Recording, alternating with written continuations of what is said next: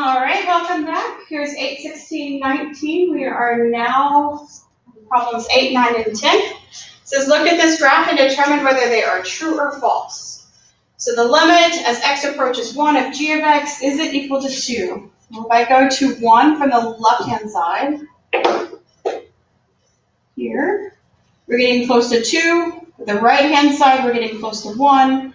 The left-hand limit does not equal the right-hand limit, so it does not exist. Or sorry, false, because it does not exist. Limit as x approaches 1 from the left-hand side equals 2. But that does not equal the limit as x approaches 1 from the right-hand side, which is 1. All right, the limit as x approaches any number c. So any number c on the interval -1 and 1, it exists. So between -1 and 1, not including these guys, right? This is not including. But any number between those two guys, does the limit exist? So what you're looking for, are there any holes or are there any asymptotes in here? Nope. That is true. It does exist for every value in that interval. All right, and then it says the limit as x approaches 2 does not exist. Well, the left-hand limit as we approach 2 is 1.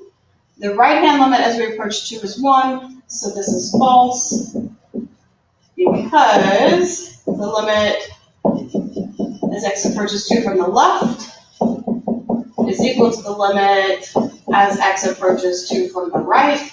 And that limit is 1, which is a real number. Good. Number 11, sketch a graph of a function that fits the requirements below. Your graph may look completely different, and that's okay. What's important is as we approach 1 from the left-hand side, we should be getting close to 3. And as we approach it from the right-hand side, we should be getting close to -1. And at 1, we should be at 1. So we know we have to have a point here. As we get close to it from the left-hand side, we should be getting close to 3. From the right-hand side, we should be getting close to -1. This should be on your graph. What you chose to do over here and over here is up to you.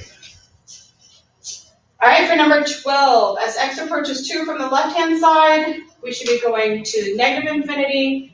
And as it approaches -2 from the right-hand side, it's going to positive infinity. So that tells me at -2, I should have an asymptote. F of 2 is undefined, but the limit of f of 2 exists. So I've got a hole somewhere at 2. It doesn't really matter where you put it. But we know there's a hole there. So we're going to -infinity over here. So maybe my graph looks like this on the left-hand side. On the right-hand side, I'm going to positive infinity. So once I get out of that hole, we're going to go up to positive infinity. Maybe it does something like that. Good. Again, yours is going to look different. What I would be looking for is, do you have an asymptote? Do you have a hole here?